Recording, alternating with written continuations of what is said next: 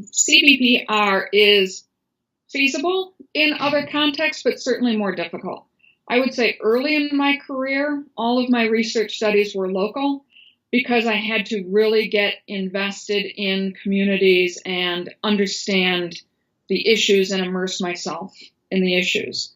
The more my reputation grew, that people trusted me and they would hear from other people that they could trust me, it became a little bit faster and easier to then do work in other communities and in other states.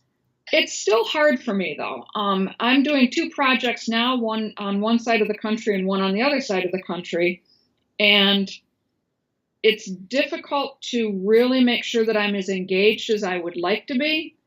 Thank goodness for technology that we didn't have 30 years ago. It makes it a little bit easier.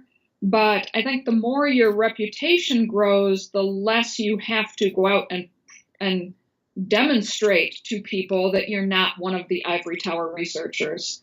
But it is more difficult. I had one project a couple years ago where I was disseminating the community advocacy project at a program an hour and a half from Michigan State University.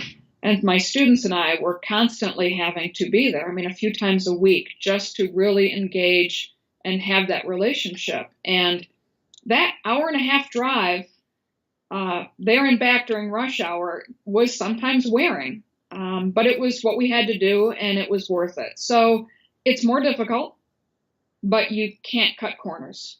So you just have to really think through, can I do this? And also, am I the right person? Sometimes I'll get called by a community to work with them.